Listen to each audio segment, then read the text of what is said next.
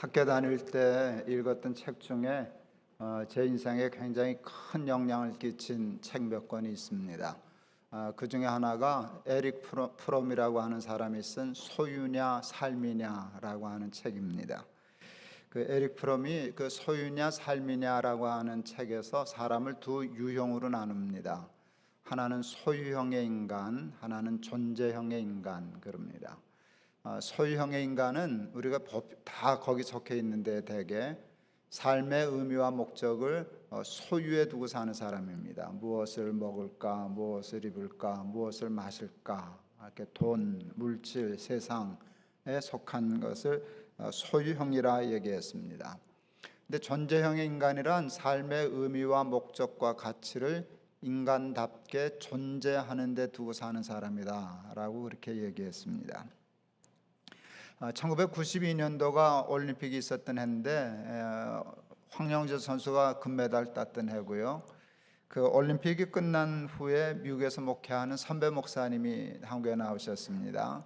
같이 식사를 하는데 그 목사님이 아마 호텔에서 숙소에서 텔레비전을 보시다가 깜짝 놀랄 그 뉴스를 봤습니다. 뭐냐면 한국의 초등학교, 중고등학교 아이들이 10만 원이 넘는 고가의 운동화들을 신고 다닌다. 지금도 10만 원 운동화 만만치 않은데요. 25년 전에 10만 원 운동화는 되게 비쌌죠. 야, 너희 아이들도 그런 거 신고 다니냐? 놀라시더라고요. 저는 그런 운동화 있는 줄을 몰랐습니다. 그때 기억하니까 우리 아이들이 월드컵이라고 하는 10,000원짜리 운동화 대개 신고 다닐 때였습니다.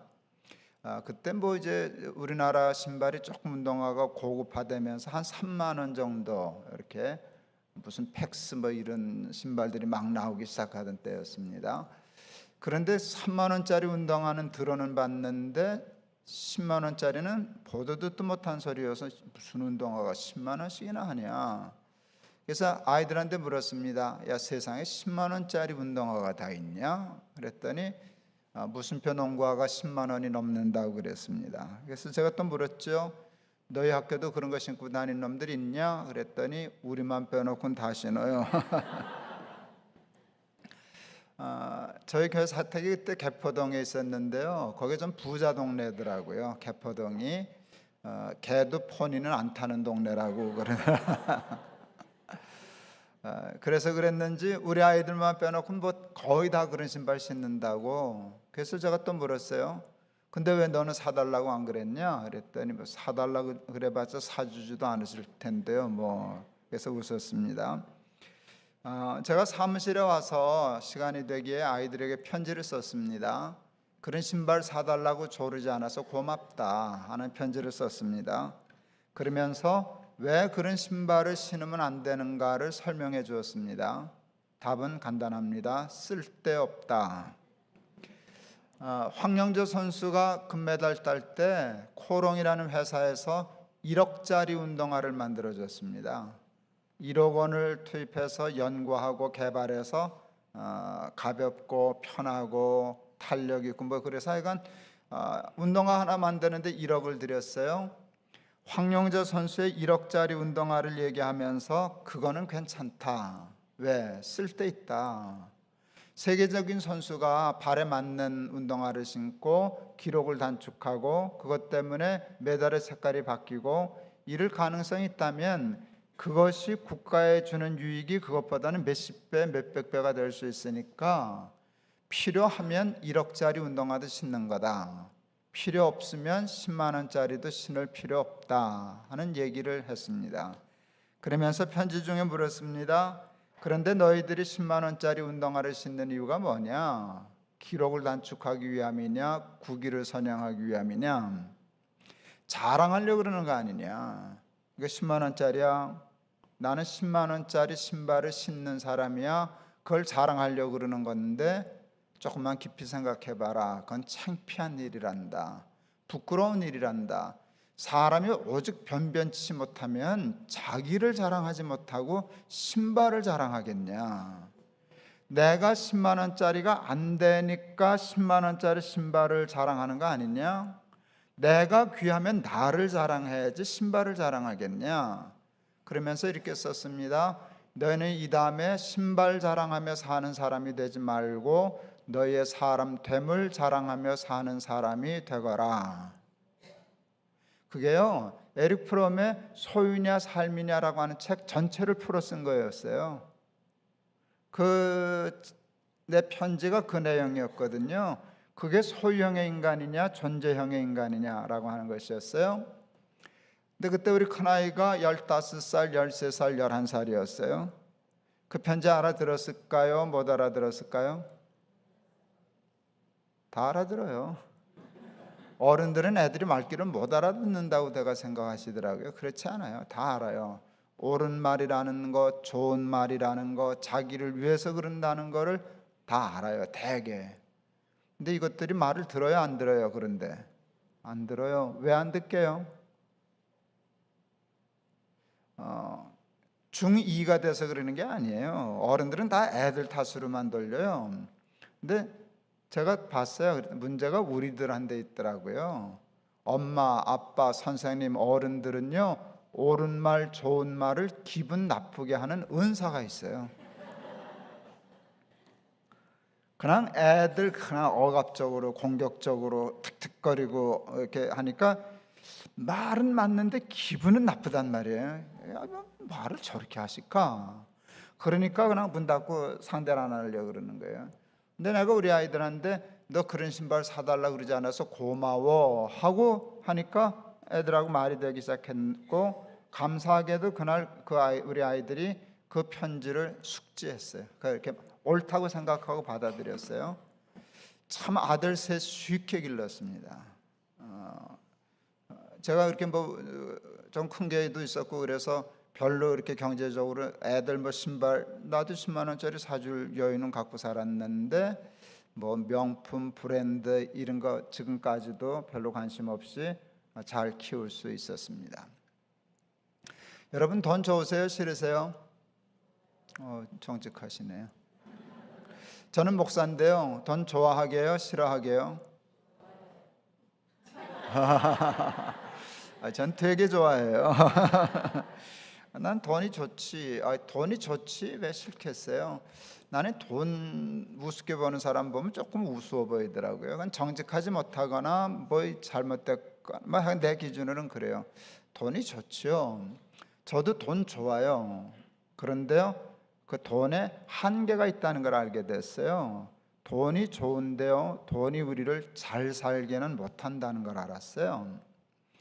큰아이가 초등학교 1학년 때 친구 집을 다녀왔어요. 엄청 부잣집을 다녀왔어요. 자가용이 2대고 집에 풀장까지 있는 집을 갔다 왔어요.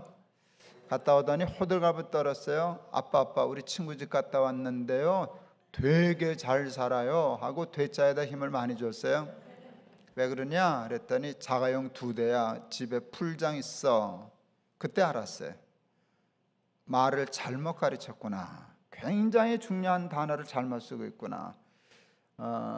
그 자가용 2대 집에 풀장 있는 집 보고 와서 되게 잘 살아요라고 얘기한 건 치명적인 착오예요. 이렇게 얘기해야 되는 거예요. 되게 부자예요 라고 얘기했어야 아주 정확한 거예요. 그런데 우리 아이는 부자라는 단어를 쓰지 않고 잘 산다는 단어를 썼어요. 우리가 그렇게 가르쳤고 그렇게 살기 때문이에요. 돈 없는 사람에 대한 정확한 단어 말은 가난한 사람이에요. 근데 우리는 그렇게 말 안 해요. 그냥 아무 생각 없이 못 사는 사람이라 그래요. 그러니까 잘 살고 못 사는 게 어디에 달려 있어요? 돈 하나에 달려 있어요. 돈 많으면 잘 사는 거야. 성격이 어쨌든 개차반이든 기사한테 막 막말하고 그러고 살든 아무 상관없어요. 잘 사는 사람이에요. 여러분, 그거 부자지 어떻게 잘 사는 사람이겠어요? 사람답지 못한 사람이지, 비인간적인 사람이지. 가난한 사람을 우리는 함부로 못 사는 사람이라고 얘기해요. 그래서 잘 살려면, 행복하려면 돈이 있어야 된다는 확신을 가지고 살아요. 그래서 돈에 매달려서 소유형이 돼요. 그런데 우리가 그렇게 좋아하는 돈이 뜻밖의 우리를 잘 살게 못하고 행복하게 못해요. 이유를 찾았어요. 복음 때문이라는 걸 알았어요. 복음 중에 복음이 뭔지 아세요? 하나님이 저와 여러분을 사랑하신다는 거예요. 여러분, 사랑이 뭔지 아세요? 사랑은 사랑받는 대상을 존귀하게 해요. 2005년 1월 달에 제가 독일에 집회가 있어서 인천공항에 비행기 타러 나갔는데 큰아들로부터 전화가 왔어요. 아버지 축하드립니다. 뭐 좋은 일 있냐? 그랬더니 네, 올해 할아버지가 되실 것 같습니다. 제가 문효동남 외아들로 커서요. 뭐 애들은 뭐 고사하고 개 고양이만 봐도 좋아서 짤짤짤 매거든요. 남의 아기들도 예뻐서 어쩔 줄 몰라 하는데 내 손주가 생긴다니까 정신이 하나도 없더라고요. 집회 갔다 왔어요. 우리 아이가 공군 장교, 통역 장교 할 때인데 계룡대에서 우리 며느리 초음파 사진 찍은 거 보여준다고 올라왔어요. 그거 보여준다고. 봤더니 우리 며느리 뱃속에 뭐 벌거지처럼 꼬부라진 거 요만한 거 하나, 딱 요만한 거 하나 계시더라고요. 이게 아들인지 딸인지를 알 수가 있나, 뭐 얼굴을 알 수가 있나. 그런데 그건 별로 상관없어요. 내 손주, 내 피부치가 우리 며느리 뱃속에 있는 거예요. 보고 또 보고 신기해서 그러다가 다음날 제 교회 홈페이지에다가 글을 썼어요. 우주보다 더 크고 귀한 2.8cm. 그게 2.8cm였거든요. 걔가 지금 13살 계집애인데 축구선수예요. 1m 65. 그런데도 와서 업으라고 덤벼들어요.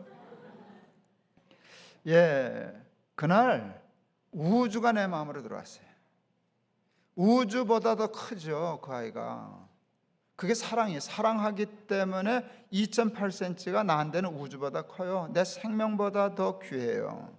그런데 하나님이 우리를 사랑하시기 때문에 우리를 하찮게 만드셨을까요? 귀하게 만드셨을까요? 귀하게 만드셨어요. 얼마나 귀하게 만드셨을까요? 천하보다 귀하게 만드셨고요. 더 중요한 건 당신보다 귀하게 만드셨어요. 사람이 만일 온 천하를 얻고도 자기 목숨을 잃으면 무엇이 유익하리요? 잘 계산해봐요. 누가 더 비싸다는 거예요? 천하보다 네가 더 비싸. 그러니까 천하 받고 널 잃으면 헛장사한 거야. 장사 손해났어. 우리가 천하보다 크다 그러셨어요. 십자가, 우리가 죽을 십자가인데 예수님이 대신 죽으셨어요. 예수님이 왜 대신 죽으셔요? 너 죽고 내가 어떻게 사냐? 내가 죽고 내가 살아야지. 넌 나보다 더 귀해. 여러분, 이게 하나님이에요. 여러분이 믿든 안 믿든 아무 상관없어요. 우리는 누구나 다 천하보다 귀해요. 여러분, 하나님 앞에 복 받고 싶으셔요? 그러면 하나님이 가장 좋아하시는 일을 해야 돼요. 근데 복 받을 만한 가장 좋은 일이 뭔지 아세요? 사람을 사랑하는 거예요. 사람 사랑하는 게 제일 좋아해요. 저는 제가 제일 좋아하는 사람은요, 우리 아이들 이뻐하는 사람 나는 좋대요. 제일 좋대요.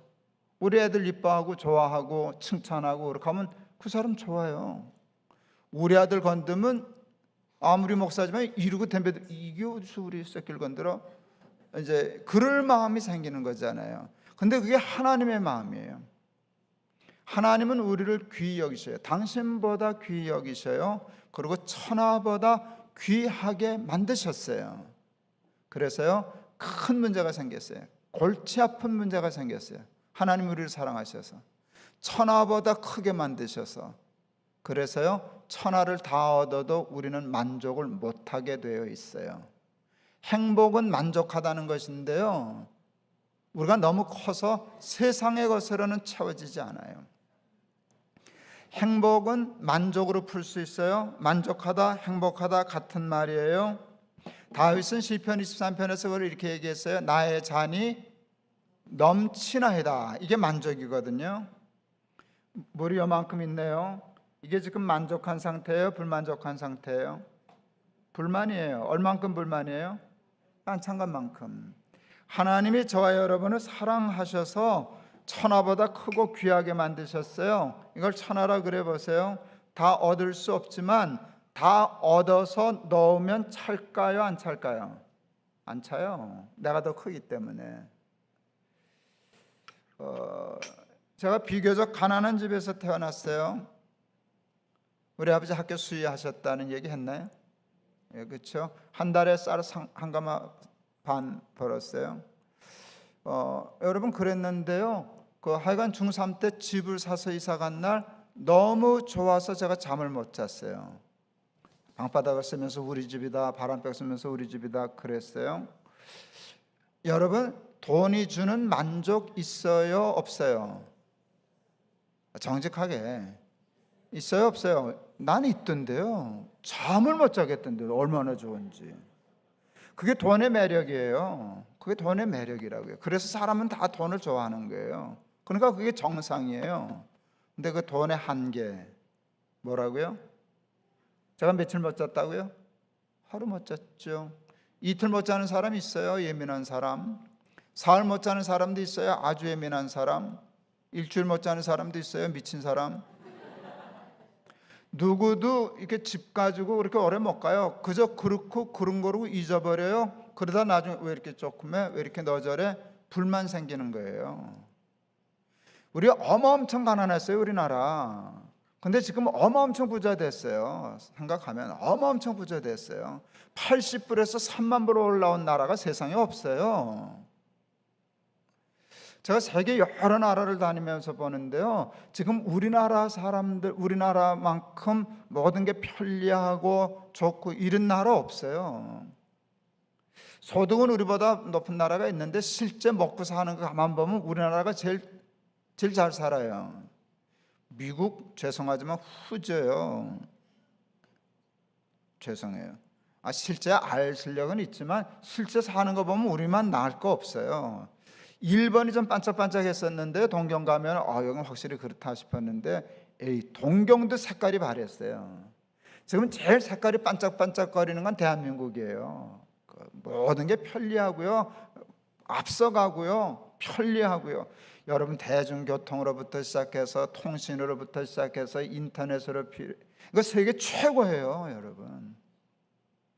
그런데도 우리가 그렇게 행복하지는 않아요. 지나가는 100사람한테 물었습니다. 요즘 어떻게 사십니까? 하고 물었습니다. 뭐라고 대답하는 사람이 많았게요? 1등 그럭저럭 삽니다. 2등 마지못해 삽니다. 3등 뭐게요? 3등 뭐게요? 잘 아시네요. 제가 여러분에게 여쭤볼 테니까 대답해요. 정직하게 속으로 대답해도 돼요. 요즘 어떻게 사십니까?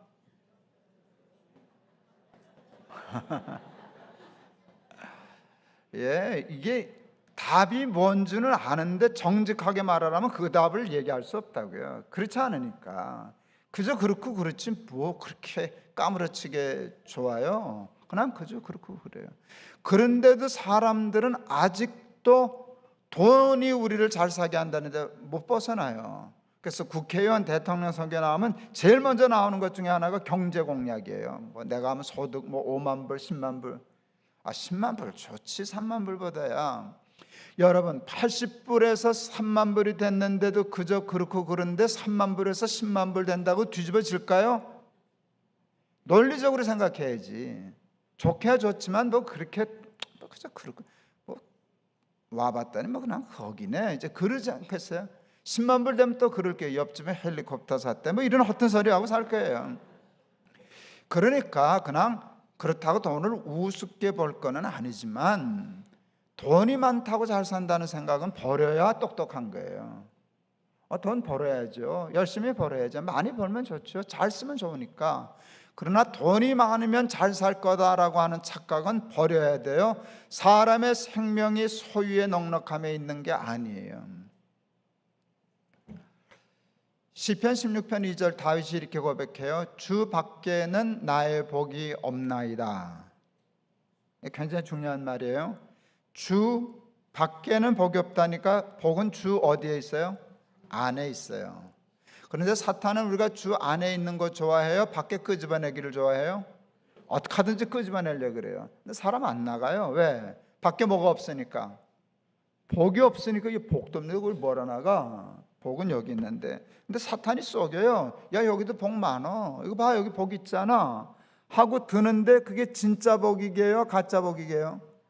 가짜 복이죠. 사탄이 어떻게 우리에게 진짜 복을 주겠어요? 줄 수도 없고 있어도 안 주죠. 사탄이 돌았어요. 그런데 사탄이 우리를 속이려고 야 여기도 복 있어 하고 들었는데 복 같은데요. 그게 여러분 가짜 같을까요? 꼭 진짜 같을까요? 꼭 진짜 같다고요. 그래서 내가 그 복의 이름을 가짜복, 짝퉁복이라고 지었어요. 똑같아. 명품 짝퉁과 똑같아요. 근데 여러분 짝퉁의 매력은 싼 거잖아요. 사탄의 복도 그래요. 똑같아 보이는데 싸요. 우리는 좁은 길로 가야 되는데 거긴 넓은 길로 가도 돼. 여기는 십자가를 지어야 되는데 거긴 그딴 거 없어. 그러니까 사람들이 이게 다 굴러나가요. 여러분 제가 가짜 복과 진짜 복을 얘기할 테니까 맞춰보세요. 우리나라는 이제 발음도 이게 중요한데요.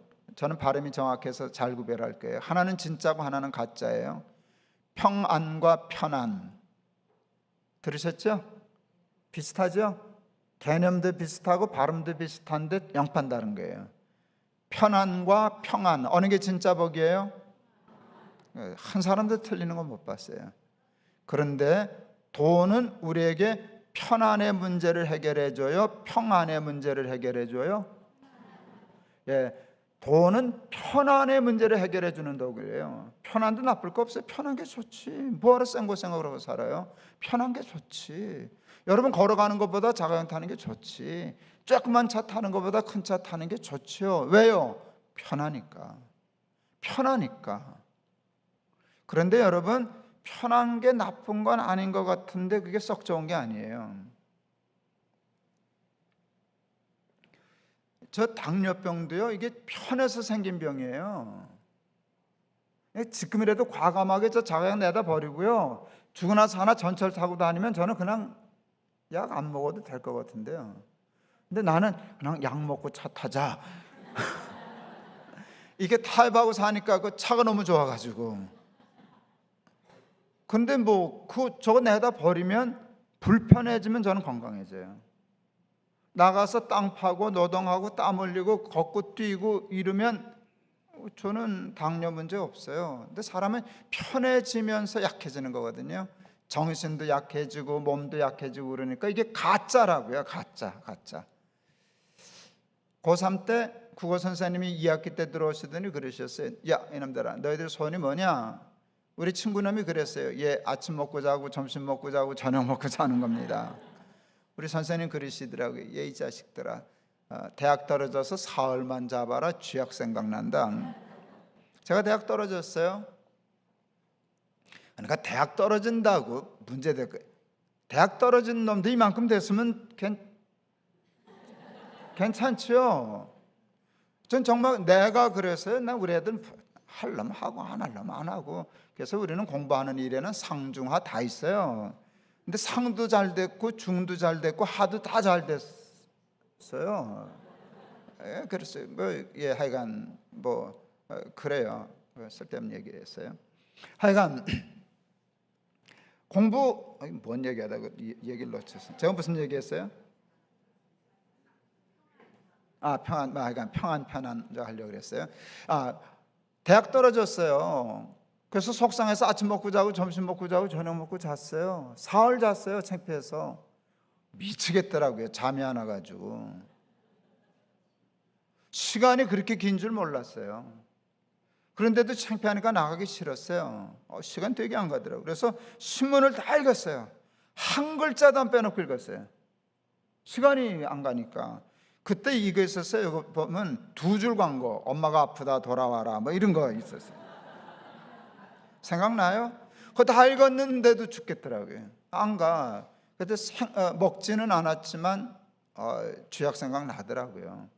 여러분 편안한 게 행복하지도 않고요. 편안한 게 우리를 정신도 나약하게 만들고요. 편안한 게 우리의 몸도 약하게 만들어요. 그러니까 적당히 불편이 있어야 사람은 건강한 거예요. 맞죠? 그래서 하나님은 사랑하시는 사람에게 고난은 안 주시죠? 역경은 안 주시죠? 왜요? 건강하라고. 필요한 고난을 주셔요. 그래서 나중에 보면 고난당한 게 유익이었어, 그것 때문에 건강해졌네, 하나님의 뜻도 깨닫고 그렇게 되는 거예요. 그러니까 예수를 믿으면 편안해지죠. 예수를 믿으면 평안해진다고요. 돈으로는 평안을 살 수 없어요. 동의해요? 중국의 교역자들 초청해서 한번 했었는데 한국 와서 깜짝 놀라더라고요. 이렇게 부자가 되니까. 그러면서 중국도 이제 부자들이 많아졌어요. 한 20, 30년 전 얘기예요. 20년 전쯤. 그런데 목사님, 그 부자들이 돈 벌어서 제일 먼저 하는 게 뭔지 혹 아세요? 그러더라고요. 여러분, 중국에서 부자들이 돈 벌어서 제일 먼저 한 게 뭐였게요? 뭐 했냐고 물었더니 재밌는 대답하던데 별거 아니에요. 담 쌓고 철망 칩디다 뭐. 그게 부자가 하는 일이에요.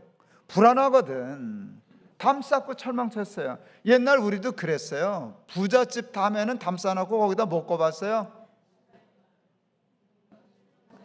유리병 깨서 꼽았어요. 난 참 생각해도 그게 부자가 할 짓이에요. 근데 얼마나 불안하면 유리병 깨서 꼽아놔야 잠을 잤겠어요. 돈 있으면 그렇게 돼요. 그러니까 돈은 절대로 평안의 문제를 해결 못해요. 돈은 가짜 복을 해결해 주는 거니까 돈은 우리를 잘 살게 못해요. 근데 진짜 복인 평안은 무엇이 주게요? 믿음이 줘요.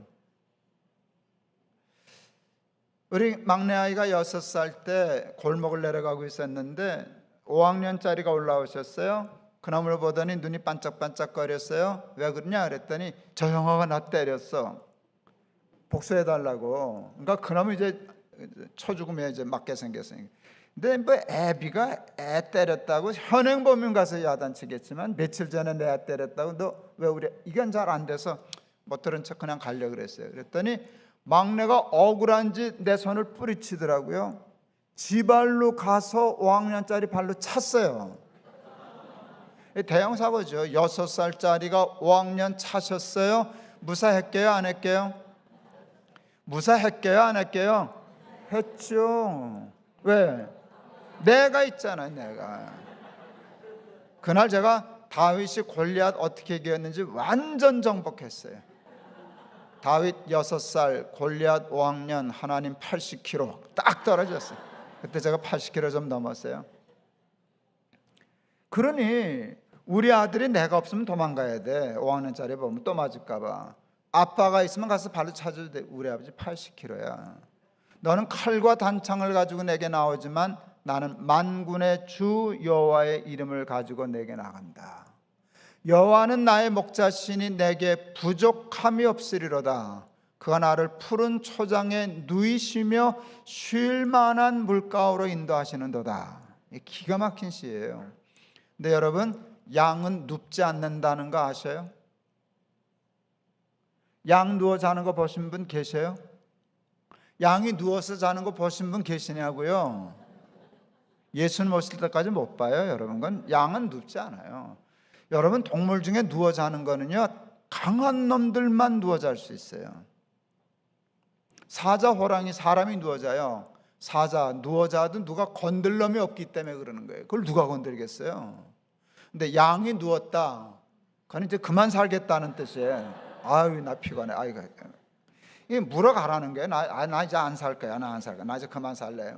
나 물어가. 이게 누워 있는 거예요. 약한 동물들은요, 웅크리고 자게 돼 있어요.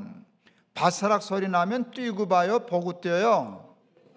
이것들은 뛰고 봐요, 급하니까. 보고 뛰는 놈은 센 놈이에요. 뛰고 보는 놈은 약한 놈이에요. 근데 뛰고 보는 약한 놈 중에 빠른 놈, 느린 놈이 또 달라져요. 빠른 놈 뛰고 봐요. 느린 놈 냅다 뛰어요. 맞죠? 양은 뛰고 보는 놈이에요, 냅다 뛰는 놈이에요? 냅다 뛰어야 되는 놈이에요. 근데 뭐 누워서 그럴 틈이 어디 있어요? 근데 이게 양을 모르는 사람이라면 저 양을 뭔지 몰라서 저렇게 썼구만 그러죠. 근데 다윗은 목동 출신이잖아요. 양의 생태를 잘 알아요. 눕지 않는다는 걸 알기 때문에 그렇게 시를 쓴 거예요. 나는 양과 같아서 불안해서 도무지 누울 수가 없어. 잘 수도 없어. 쉴 수도 없어. 이게 불안이에요. 연약함 때문에 불안이 오는 거거든요. 약하기 때문에 불안한 거예요. 그런데 다윗이 이러는 거예요. 근데 나 요즘 누워자. 그러면 다른 양들이 너 미쳤냐? 너 그만 살려 그러냐? 그럴 거 아니에요? 아니, 여호와가 내 목자시거든. 이거 끝내주는 거예요. 여호와가 내 목자시기 때문에 나는 누워 잔다. 믿음이 우리를 평안하게 하는 거예요. 참 복을 주시는 거예요. 그리고 믿음이 우리를 진정으로 잘 살게 하는 거예요. 여러분, 사람의 생명과 행복은요, 소유 가치에 있는 게 아니라 존재 가치에 있어요. 근데 여러분, 예수 믿으면 소유 가치가 높아질까요? 존재 가치가 높아질까요? 예? 예. 예수 믿는 사람이 부자일까요? 안 믿는 사람이 부자일까요? 사람 나름이에요. 그게 정말 그래요. 장난하려고 그런 게 아니에요. 굉장히 중요한 얘기한 거예요. 예수 믿는 사람 중에 부자 있어요? 없어요? 가난한 사람은? 예수 잘 못 믿어서 가난한 거죠? 큰일 날 소리 하고 있어요. 큰일 날 소리 하고 있어요. 예, 예수 안 믿는 사람 중에 부자 있어요? 없어요? 많아요. 가난한 사람은요? 있어요. 그러니까 믿느냐 안 믿느냐를 가지고 가난과 부자는 이렇게 줄긋기가 안 돼요. 그러니까 섭섭하셔도 사람 나름이라는 말이 맞아요. 그러니까 예수 믿으면 부자 돼, 이렇게 얘기하면 조금 위험해요. 그렇게 하면 굉장히 곤란한 질문이 생긴다. 그럼 난 뭐야? 난 왜 이래? 난 왜 이렇게 힘들어? 나 예수 열심히 믿는데. 거기 설명할 수가 없어요. 그러니까 예수 믿는다고 부자 되는 거, 그건 아니에요. 부자 되려고 예수 믿는 건 아니에요. 또 하나 물어볼까요? 예수 믿는 사람이 건강해요? 안 믿는 사람이 건강해요? 사람 나름이죠. 사람 나름이죠. 여러분, 저는 이래봬도 신유은사 믿어요. 그것도 못 믿고 어떻게 예수 믿겠어요? 예수님이 죽은 사람도 살리고 그러죠. 저도 가끔 기도하면 어떤 때 나아요. 신기하더라고요. 어쩌다가 매번 낫는 건 아니고 어쩌다가. 근데 기도해도 안 낫는 분들도 있어요. 내가 알아요. 여러분, 제가 기도할 때마다 교인들 다 나으면 큰일 나요. 우리 교회에선 천당 갈 사람 하나도 없는.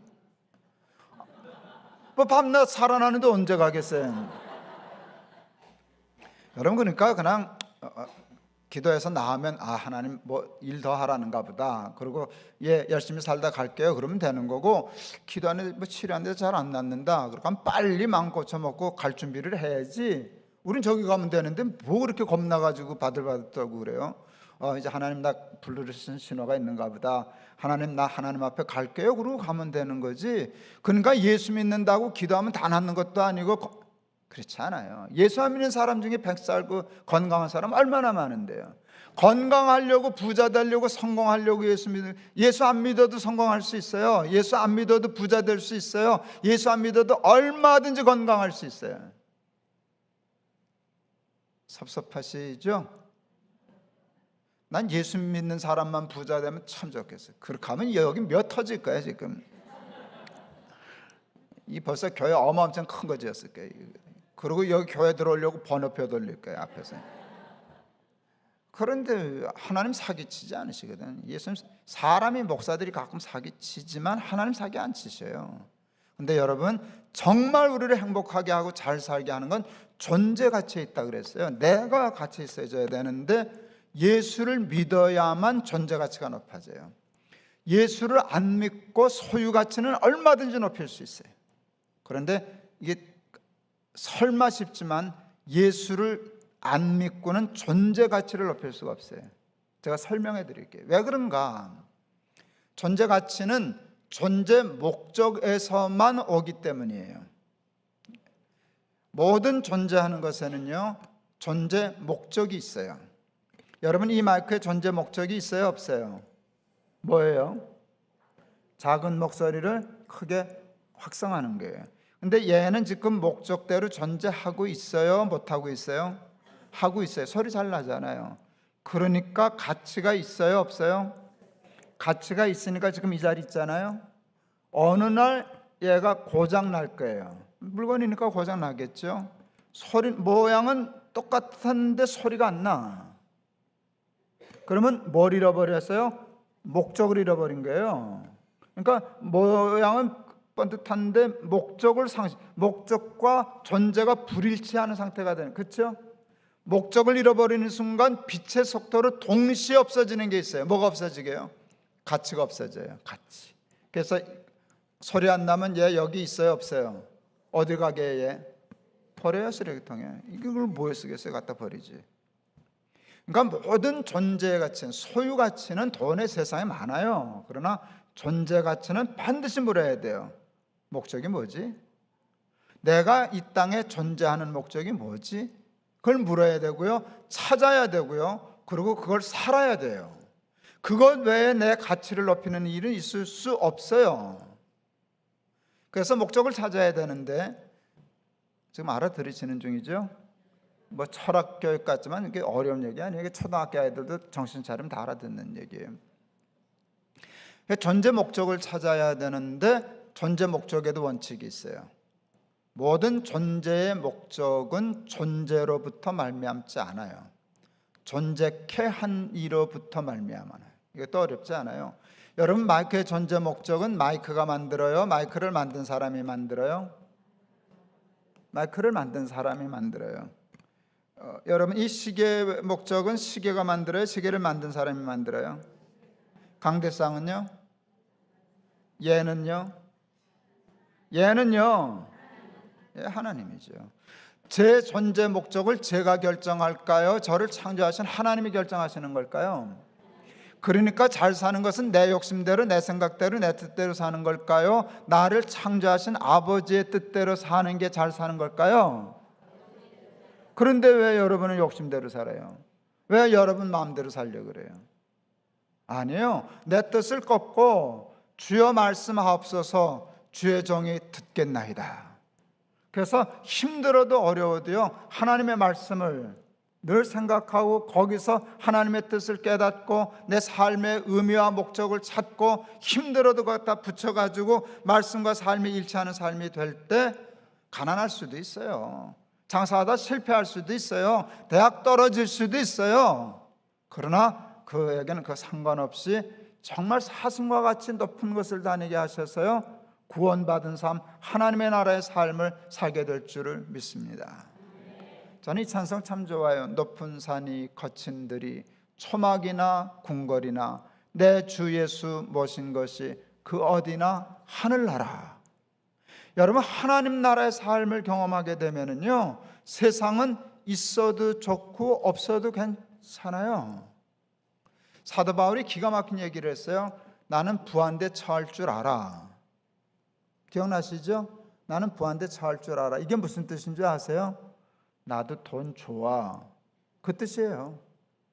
나도 돈 좋아. 나도 돈 있으면 부자로 살 수 있어. 여러분, 바울을 그런 쪽에서 생각해 본 적 없으시죠?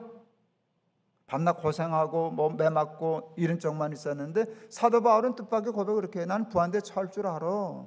나도 고기 먹을 줄 알아. 나도 좋은 데서 살 줄 알아. 난 형편되면 그렇게 살 거야. 그런 뜻이에요, 여러분. 나는 부한데 처할 줄 알아. 근데 그 다음에 또 얘기해요. 근데 나는 비천한데도 처할 줄 알아. 그러면서 뭔가 나는 자족하기를 배웠거든. 그러면서 이렇게 얘기해요. 내게 능력 주시는 자 안에서 내가 모든 것을 할 수 있느니라. 능치 못할 일이 없느니라. 여러분, 이게 예수를 믿으면 이렇게 한 차원 높아져요. 그래서 부하면 좋지 뭐. 가난하면 괜찮아. 왜? 내 삶의 만족, 정말 행복과 구원의 기쁨은 이것 말고 다른 데서 다 얻었으니까.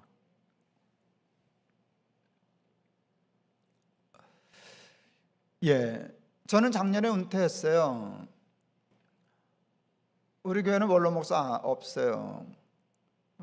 그래도 저 사는데 아무 지장 없어요. 저는 부자거든요. 연금 2개나 있어요. 저는 국민연금 받는다 그랬잖아요. 그리고 총회연금 있고 그래서 다 준비됐어요. 그리고 사는 거 괜찮아요. 연금들이 있어서 이렇게 있어서 안정적으로 사는데 어느 날 생각했어요. 연금은 뭐 국민연금은 좀 그래도 나라가 하니까 그렇겠지만 총회연금은 저거 무너질 수도 있는데 그렇잖아요, 사람이. 그럼 어떡하지? 제가 그래서 우리 아내한테 은퇴하기 한 1, 2년 전에 그랬어요. 당신 한 달에 얼마면 살 수 있을 것 같아? 저 꽤 풍족하게 살았으니까 큰 집에서 좋은 차 타고 당신 한 달에 얼마면 살 수 있을 것 같아? 그랬더니 아무렇지도 않게 대답하더라고. 150만 원이면 충분히 살지 뭐. 안심이 되더라고. 우리 마누라가 한 1,500만 원 있어야 살지. 이러면 큰일 나는 건데 150만 원이면 충분히 살지 뭐. 그래서 난 국민연금만 해도 그 정도는 되니까 괜찮겠다 싶었어요. 근데 만에 하나를 제가 생각했어요. 제가 그럴 가능성은 거의 없어요. 그런데 만일 문제가 생겨서 연금이 다 떨어져서 150만 원이 생기지 않게 되면 내가 벌어야 돼요. 근데 여러분, 제 나이에 150만 원 벌기 쉽죠? 쉽죠? 제가요 큰 교회에서 이렇게 넉넉하게 살다 보니까 어느 날 150만 원을 내가 쉽게 생각하고 있다는 걸 알게 되었어요. 근데 정신이 들고 보니까 150만 원 벌 수 있는 데가 없어요. 제가 가서. 그러니까 여기 앞이 아뜩해지더라고요. 어떡하지? 만에 하나 경우지만. 근데 어느 날 텔레비전을 보니까요 재미있는 다큐가 나왔어요. 그게 뭔가 하면 노인 택배하는 거. 지하철이 공짜잖아요. 나도 지하철 공짜거든요. 지공대사 지공적. 지하철 공짜로 타는 거를 좋은 아이템을 만들었어요. 그래서 노인들 저거에서 지하철 공짜로 타니까 무거운 거 말고 가벼운 것도 전해주고 이렇게 몇천 원씩 받고 그거 괜찮은 거예요. 야, 저거 괜찮다. 어떤 분은 아들 며느리가 부자더라고요. 그런데 저거 하니까 며느리가 와서 사장한테 자기 아버지 일 주지 말라고 고생할까봐 며느리가 혀보더라고요. 근데 아버지가 돈이 없어서 그런 게 정신이 똑발라가지고 저거 하는 거니까 그러면 우리 아버지 하루에 한 건씩만 드리라고. 그거 이제 텔레비전에 다 나오더라고요. 그래서 저 영감 참 건강하고 멋있다 내 속으로 생각했어요. 그리고 이제 열심히 봤어요. 한 4월 동안 이렇게 해서 72시간인가 이렇게 쭉 하는 건데 제 관심은 뭔가 하면 저 영감들이 저렇게 해서 한 달에 얼마나 버나 평균 나오더라고요. 이렇게 유심히 보니까 한 달에 평균 한 80만 원 벌이 하더라고요. 80만 원. 내가 무릎을 탁 쳐. 됐네. 우리 마누라하고 둘이 가면 160만 원 벌이. 그냥 장난 같은 생각이에요. 그런데요, 제가 그런 생각들은 미리미리 해두는 건 뭔가 하면 예방주사 넣듯이 이렇게 놨다가 만에 하나 그 상황이 되면 저는 두 번도 생각 안 하고 택배하러 갈 거예요. 그러면 저 K9 날아가는 거예요. 지하철 택배 가지고 그걸 어떻게 하겠어요? 버리고 줄이고 그리고 150만 원, 160만 원 벌어가지고 여러분 160만 원이면 살 수 있어요? 없어요? 두 노인 살 수 있어요? 없어요? 살 수 있어요. 자가용만 버리고 줄이면 얼마든지 살 수 있어요. 난 그 저축도 할 수 있을 것 같은데 저축했다가 알뜰하게 맞다가 손주들 오면 조금씩이라도 주고 그러고 살면 되지 뭐. 김동호 목사 택배한데 그것도 재밌는 거잖아요. 솔직히 가능하면 안 그럴 가능성이 대부분이고 99.9%고 그런데 만의 경우 되면 나는 그냥 장난처럼이지만 인생처럼 그러고 살지. 그러고 또 기쁘게 살 거예요. 왜? 나는 그렇게 살면 못 산다고 생각 안 하니까. 벤츠 타고 다니면 잘 산다 생각 안 하니까. 나 벤츠 난 탈 수 있어도 좋아. 나도 부한대 차 할 줄 알아. 근데 난 택배도 할 수 있어.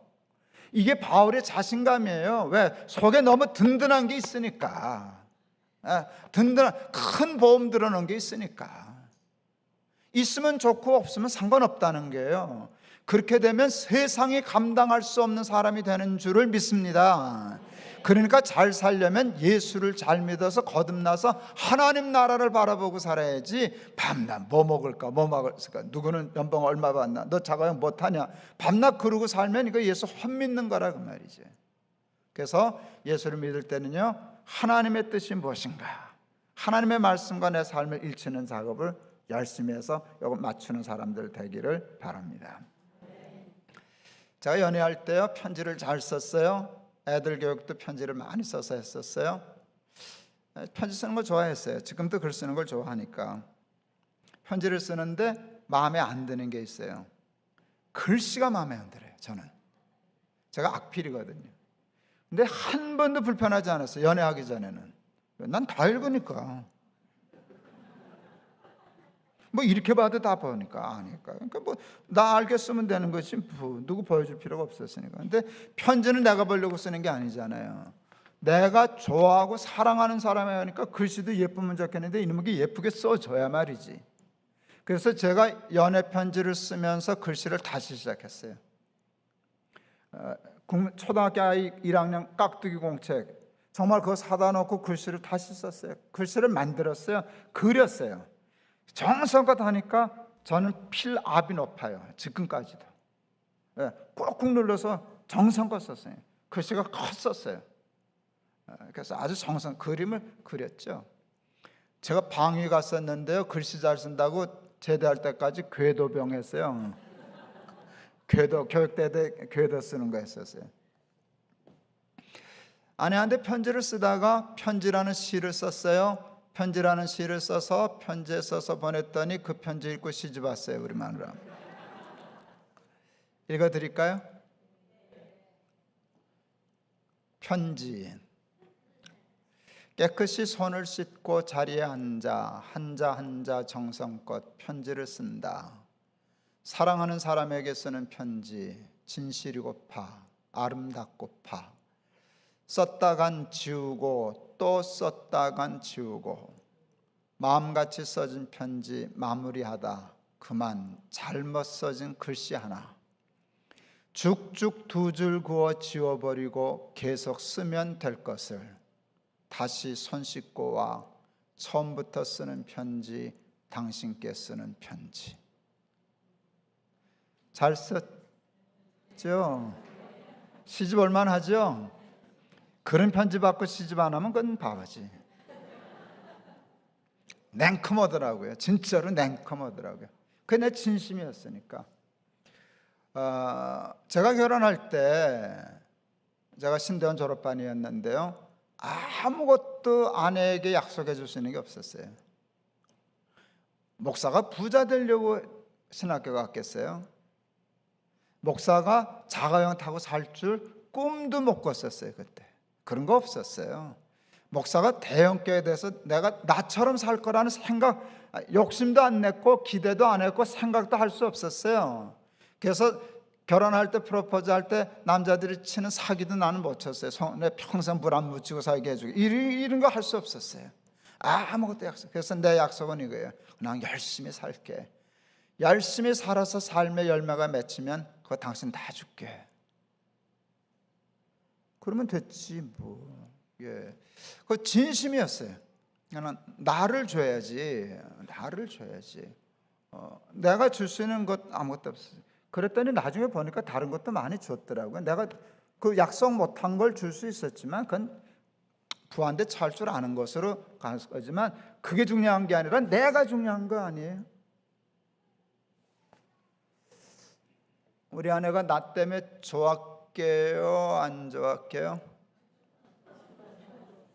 좋았죠. 우리 어머니 흉 보면 안 되는데 우리 어머니 98이셔요. 제가 무녀동남 외아들이에요. 우리 부모님은 사이가 안 좋았어요. 요즘 같았으면 이혼했을 거예요. 근데 옛날에는 이혼법을 모르니까 그냥 사는 거예요. 그러니까 우리 어머니는 아버지의 정이 없어요. 그러니까 모든 기대와 희망과 소망과 사랑은 오로지 누구?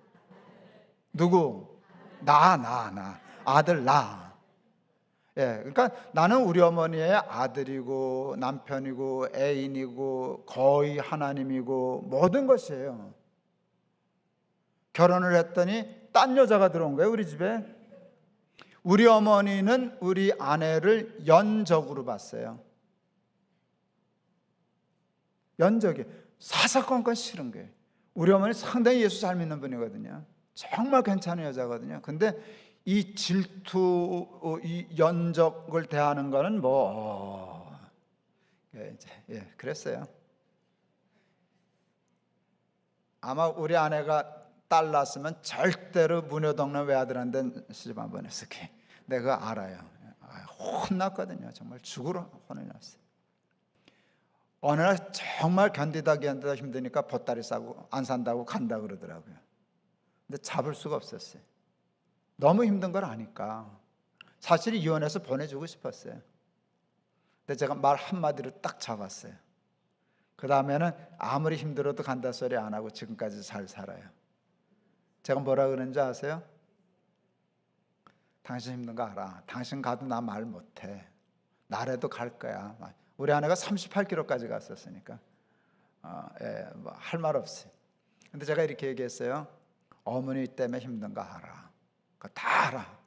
그런데 당신이 또 아는 거 있잖아. 내가 당신 사랑하잖아.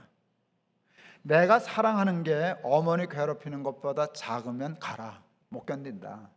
근데 내가 당신 사랑하는 게 어머니가 당신 힘들게 하는 것보다 크면 가면 안 돼.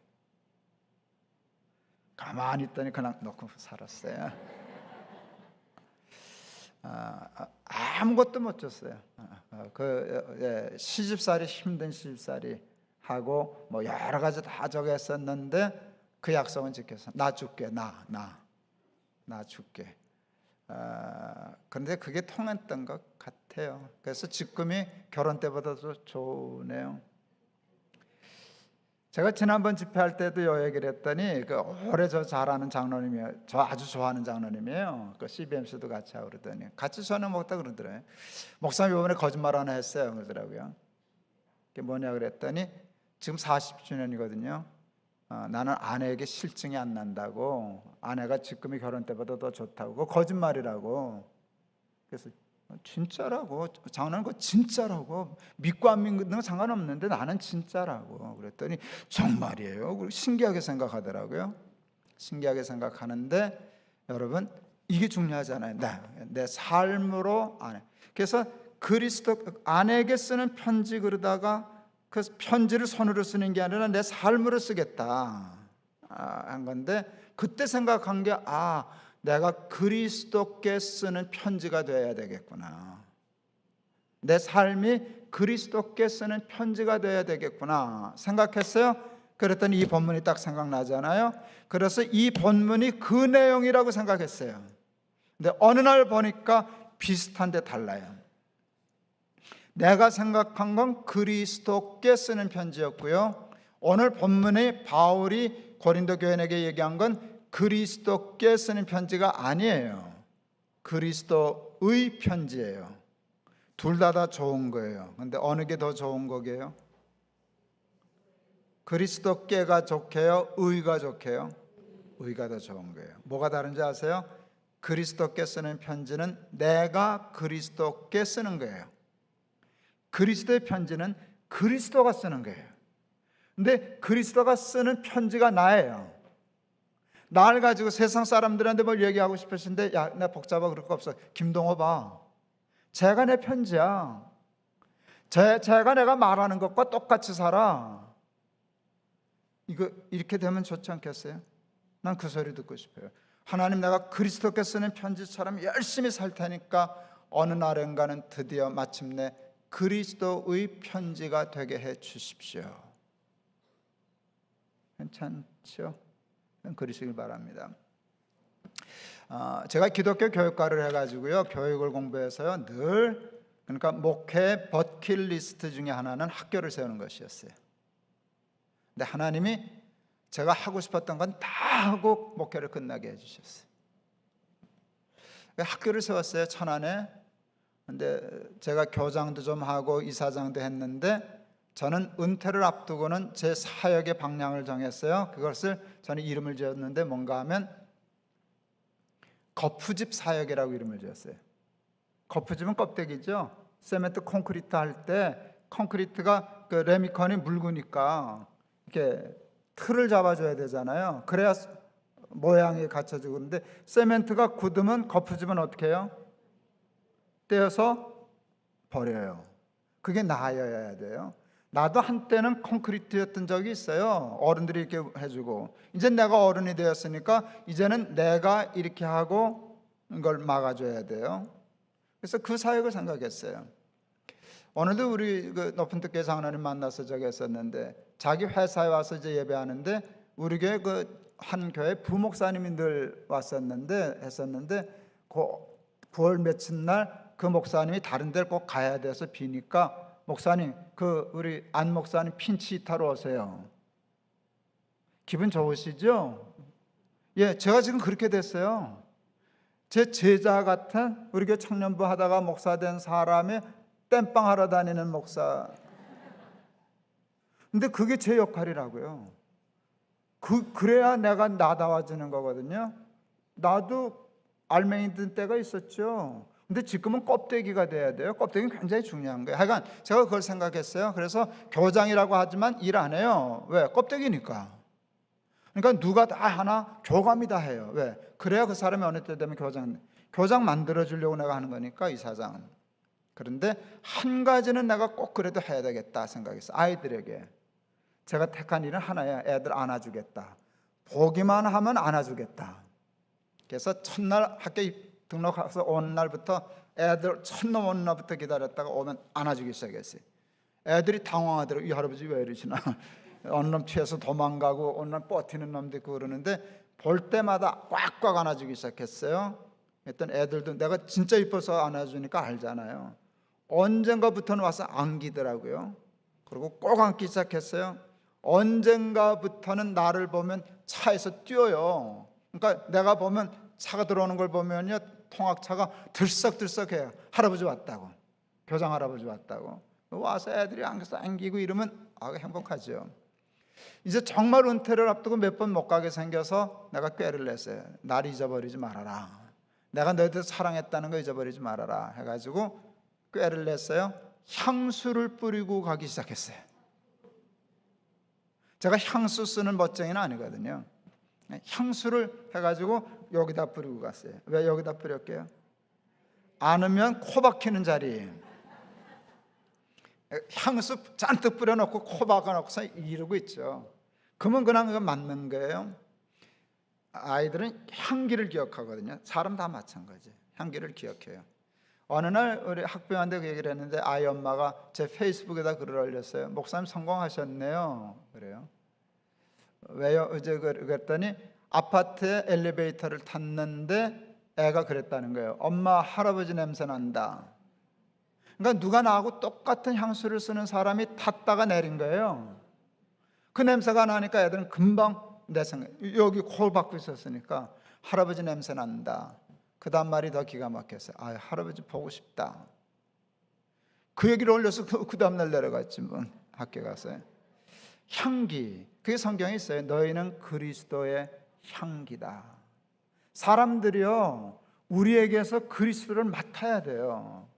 근데 아까 장로님 기도하신 것처럼 옛날에 우리 선배들이 예수를 그렇게 잘 믿어서 세상 사람들이 그걸 맡았는데, 이제는 반대로 맡기 시작했어요. 나쁜 냄새가 나기 시작했어요. 그러니까 예수님의 이름이 땅에 밟혀요. 어려움 없는 교회가 어디 있겠어요. 근데 여러분들도 조금 어려웠다면, 전 몰랐어요. 솔직히 잘 몰랐어요. 근데 꽤 여러 번 그랬다 그러시대요. 싸우기도 하셨을 거고 버티기도 하셨을 거고 교인들 많이 줄었다고도 얘기 들고 그랬어요. 여러분, 싸우다 보면요, 옳은 일과 싸워도요, 싸우는 사람의 몸에는요 나쁜 냄새가 나요. 그게 싸움이니까. 제가 어느 날 배웠어요. 우리말로 가끔 잘 안 시키는데, 음식물 쓰레기 다른 쓰레기는 괜찮은데 좀 그거 버리라고, 그 냄새 나고 그냥 그렇더라고요. 그래서 이런 거 들고 가죠. 갖다 버리고 오면 무슨 냄새 나게 해요? 음식 쓰레기를 버리고 오면 잠깐이라도 내 몸에서 뭐가 나요? 예, 쓰레기는 버려야죠. 여러분 이제껏 쓰레기 치우느라고 뭐 어떤 모양이라든지 하는데 아셔요? 그 치우느라고 하는 동안에 여러분 몸과 삶에서 쓰레기 냄새 날 수 있다는 거 아셔요? 그게 구로동 교회 앞으로의 부흥과 발전을 아주 심각하게 가로막을 거예요. 빨리 바꿔야 돼요. 옛날 생각 끝내세요. 누가 잘못되고 뭐 이제 끝난 일이에요. 거기에 사로잡혀 있으면 여러분 이 교회는 갈 수 없어요. 이제는 여러분이 문제라고요. 문제도 없잖아요. 이제 다 거의 다 그렇잖아요. 남았잖아요. 이제 여러분만 잘하면 되잖아요. 근데 여러분에게서 무슨 냄새가 나는 걸 잘 봐요. 여러분 이 그동안의 문제 때문에 별로 좋지 않은 냄새가 배어 있어요. 오해하기도 쉽고요. 조금만 일에도 흥분하기도 쉽고요. 싸우기도 쉽고요. 자라보고 놀란 가슴 소뚜껑 보고 놀라기도 하고요. 뭐 이게 복잡한 것들이고요. 그러니까 여러분 정신 바짝 차리고요. 주여 말씀하옵소서 주의 종이 듣겠나이다. 편지 되려고 애쓰고요. 향기 되려고 애써서 예수를 잘 믿어야 돼요. 예수를 잘 믿어야 돼요. 그래서 해야 돼요. 여러분 교회 음향 괜찮아요. 저는 이 소리에 굉장히 예민해요. 제가 그래서 뭐 첫날부터 좀 저음 빼주세요, 뭐 볼륨 어쩌세요 자꾸 그랬는데 저는 음향에 굉장히 예배당 지을 때요. 저는 건물에는 돈 많이 안 썼어요. 너무 건물에 돈 많이 쓰면 가난한 교회는 너무 불편하잖아요. 무슨 호텔 온 것처럼.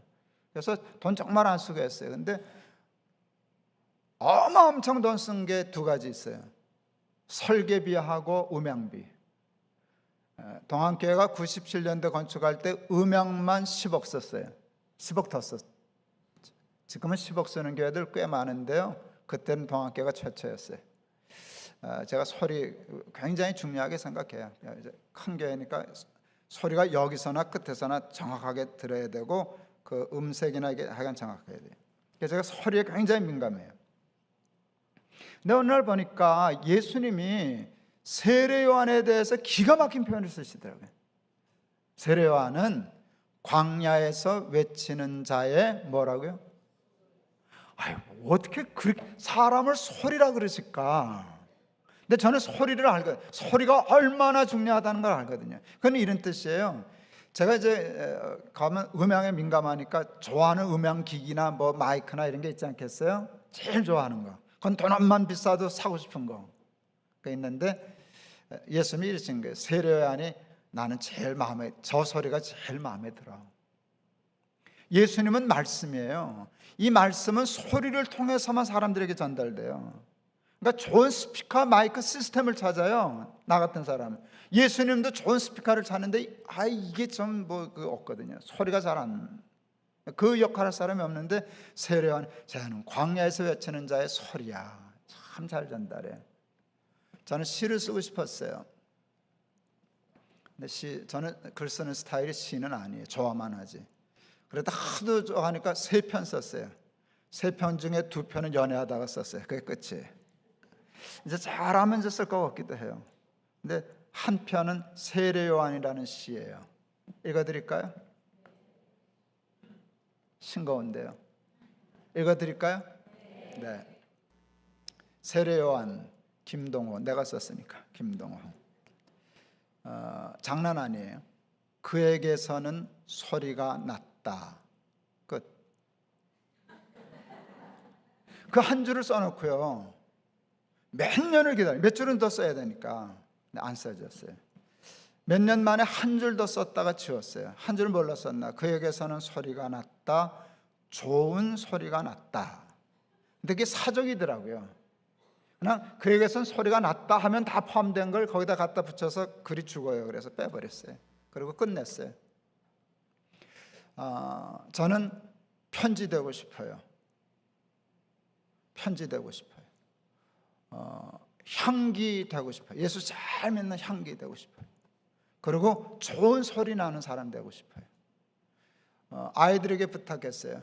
아버지 죽으면 묘비에다가 묘비라고 목사라고 쓰지 마라. 아버지 성도라고 써줘. 목사로서 그게 내 직업이었으니까 평생. 교인들 예수 잘 믿게 하는 일에 조교로, 훈련 조교로, 교사로 살았어요. 그러다 보니까 내가 잘 믿는 거예요. 이제는 교인들은 여러분 목사님들하고 잘하고 나도 예수 잘 믿는 사람 되고 싶어서 정말 가만히 있어도 그리스도의 소리가 나고 냄새가 나고 편지가 되고 그런 사람 되고 싶어요. 5분 조금 더 해도 될까요? 네. 제가 영락교에 있었는데요. 지금 우리 교단 총회장이신 이성희 목사님하고 같이 있었어요. 협동 목회한다고. 이성희 목사님이 나보다 3년가 위신데 신학교 동기예요. 71기. 그래서 친했어요. 같이 목회를 하고 있었는데 그 아버님이 유명한 그 이상근 목사님, 주석 많이 쓰신 총회장도 하시고 그랬었던 어른이에요. 그런데 이성희 목사님이 둘째 아들인데 자기 밑에 셋째 아들 남동생 결혼 주례를 아버지가 해주셨다는 거예요. 왜 그랬냐 그랬더니 동생이 부탁했대요. 그러니까 아버지가 어떻게 주례하냐 그러셨다는데 동생이 아버지 이상 축복할 사람이 어디 있어요? 그 바람에 그냥 홀랑 넘어가서 해주셨다 그러더라고요. 그러니까 신기한 얘기, 아버지가 결혼 주례를 해? 참 신기한 얘기 들었네. 그래도 궁금해서 물었어요. 어떻더냐? 그랬더니 우리 이성희 목사님 그러시더라고요. 야, 너무 좋더라. 나도 아버지한테 주례받을 거 잘못했다 그러더라고요. 그러니까 아버지가 주례하면 좋친 분 나쁠 게 뭐가 있겠어요. 저는 말 잘 듣는 은사가 있어요. 들으면 또 결단이 빨라요. 행동도 빠르고. 그날 결심했어요. 좋다, 우리 아들 내가 주례한다. 그게 우리 아들 초등학교 때예요. 우리 아들 내가 주례한다 그랬어요. 저는 결혼 주례 어마어마했어요. 제가 32살부터 주례를 시작했거든요. 근데 첫 신랑이 31살이었어요. 근데 그 친구는 머리가 조금 이렇게 벗어져. 그러니까 지가 목사 같고 내가 신랑 같은 게 잊혀지지도 않아요.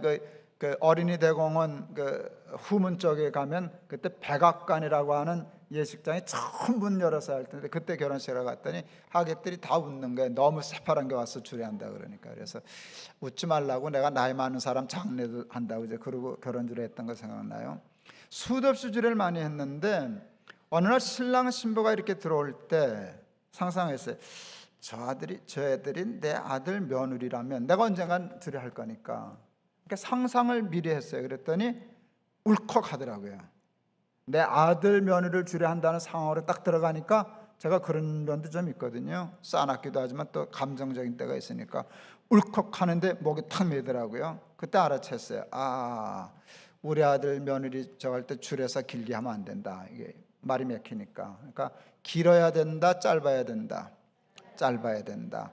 근데 얼만큼 짧은가 하면 한마디만 하고 끝내도 보탤 것도 없고 뺄 것도 없는 완벽한 주례사가 없을까 했는데 까 하는데 하나님이 주셨어요. 마음을.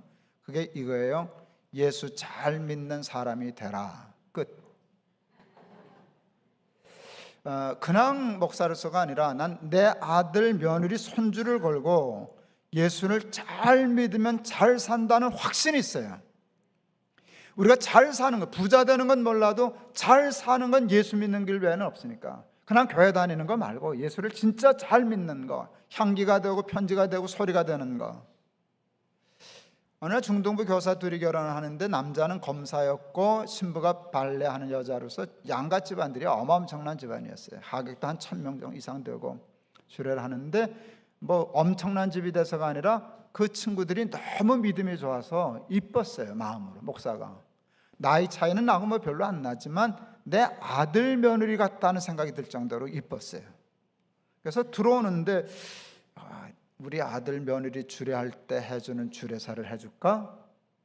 그랬더니 싫더라고요. 우리 아들 건데 중고품 되면 안 되니까 우리 아들을 먼저 해줘야지. 그리고 숨기려고 그랬더니 하나님이 마음에 그러시더라고요. 예의 도둑놈아 그러시더라고요. 무슨 목사 양심이 그따위냐. 그리고 너는 하나님의 말씀이 중고품 되는 걸 어디서 배웠냐. 하나님의 말씀은 해도 세포두주 같으니라. 굉장히 그때 중요한 깨달음이. 그래서 어제 첫날 한 설교를 600번 했다 그랬잖아요. 내가 증인이에요. 600번 설교하는데 여러분 들으실 때 헌설교 같았어요? 새 설교 같았어요? 왜요? 내가 늘 새로운데. 진짜 그건 신비예요. 신비예요. 하나님의 말씀은 늘 세포도주 같아요. 그거 깨달아서 해줬어요. 내가 그 얘기까지 다 하면서 내 아들 며느리를 축복하는 진심을 가지고 축복하는데 예수 잘 믿는 사람이 되라 그랬어요. 요즘 주례하면은요, 요즘 청년들 중에 예수 잘 믿는 애들이 많아요. 예쁜 애들이 참 많아요. 여기 바로 눈앞에 있는데 설교하면 여 앞에서 아멘, 아멘 이러면은요 너무 이뻐요. 근데 예수 잘 믿는 사람이 되라 조금 전에는 뭐 할 때 아멘 아멘 그러더니 정작 그 얘기를 하니까 얘가 아멘을 못하는 거예요. 안 하는 게 아니라 못하는 거예요. 너무 은혜가 돼가지고 너무 충격적인 은혜를 받으면 아멘이 안 나와요. 눈이 둥그레지더라고요. 그런 말을 처음 들었으니까 그냥 단순한 말인데 눈이 둥그레지더니 여기 밑에 눈물이 핑 돌더라고요. 봤어요. 내가 빤히 본 거니까. 그러더니 아멘 그러더라고요. 그러니까 내가 그대로 중계하면 이거예요. 멍핑 아멘 이렇게 됐어요. 속으로 뭐 이런 애들이 다 했나. 그 말을 그렇게 받아들이다니. 그러니까 말할 때도 나는 은혜가 있었는데 그 아이가 그렇게 받아들이니까 은혜가 10배 20배로 증폭되더라고요. 이제 성경책 펴놓고 신부 오른손 신랑 오른손 놓고 내가 놓고 축복 기도를 하는데 신비한 체험을 했어요. 그때 축복하는데 복이 떨어지는 거예요. 이게 내 머리에서 나오는 말이 아니에요. 하여간 설명할 길이 없어요. 그러니까 복이 막 이렇게 기름에 불이 떨어지나 불에 기름이 떨어지나 하여간 그렇게 불에 기름 떨어지는 것처럼 확 이렇게 하는데요, 축복하다가 내가 감동했어요. 흥분해서. 그래서 내가 울었어요. 울면서 축복하는 거예요. 여러분 생각해 보세요. 주례가 울었는데 지금까지 것들이 안 울었겠어요? 신랑 울어서 눈 시뻘개지고 신부 울어서 눈 시커매지고 하객들 다 울고 뭐 통곡하고 온 건 아니지만 그렇게 다 울었어요. 사진 찍고 내가 악수하면서 그랬어요. 야, 우리가 지금 결혼식 했냐 부흥회 했냐. 잊을 수 없는 결혼식이에요. 결혼식이 부흥회 같았어요. 그래서 하도 욕심이 나가지고 하나님 우리 아이들 결혼식 때도 요 분위기여야 합니다 그래서 설명하기 복잡하니까 요 분위기 요 느낌. 근데 그대로 됐거든요. 이제까지. 이제 둘째 아들놈 12월 16일 날 마지막 제가 주례하는데 동안교회에서 빌렸는데 동안교회는 담임 목사가 주례를 해야 되는 교회거든요. 나 때문에 당회해가지고 임시로 바꿨어요. 내가 주례해야 되니까 우리 아들은. 근데 우리 아이들도 아버지가 주례해 주셔야 돼요. 둘째 놈들도 그러는데요. 여러분, 교회 너무 교회를 생활하다가 교회 생활을 열심히 하는 게 예수를 잘 믿는 걸 줄로 착각하게 계셔요. 같을 수 있지만 여러분 교회 생활만 열심히 하고 예수는 잘 못 믿는 경우도 많아요. 쏘가서 교회 생활 열심히 하는 거 중요하지만 예수를 잘 믿어서요 그냥 가만히 있어도 그리스도의 편지가 되고 소리가 되고 좋은 냄새가 되고 그럴 수 있는 사람들 되실 수 있기를 바랍니다. 그러면은요 딴 세상이 열려요. 딴 세상이 열려요. 높은 산이 거친 들이 초막이나 궁궐이나 내 주 예수 모신 것이 그 어디나 하늘나라 그 찬송이 여러분의 찬송 될 줄을 믿습니다. 그렇게 예수 믿는 우리 구로동교회 교인들 되어서 그동안 나쁜 냄새 싹 걷어치우고 몸에서도 안 나고 향수 뿌리고 예수님 향수 뿌리고 좋은 향기 풍기는 좋은 소리 소문 내는 우리 구로동교회 될 수 있기를 바랍니다. 기도하겠습니다. 하나님 감사합니다. 부족한 거 보내주셔서 사흘 동안 말씀 대언하게 하신 것 감사합니다. 하나님의 마음과 하나님의 뜻과 생각을 잘 전달한 집회 되기를 소원합니다. 말씀은 씨앗되고 저들은 옥토되게 하시사 30배, 60배, 100배 열매 맺게 하시고 결국에는 우리 교인들 다 예수 잘 믿는 사람들이 되어서 그리스도께 쓰는 편지, 그리스도의 편지, 그리스도의 향기, 그리스도의 소리 되는 삶 살게 하옵소서. 예수 그리스도 이름을 받들어 기도하옵나이다. 아멘.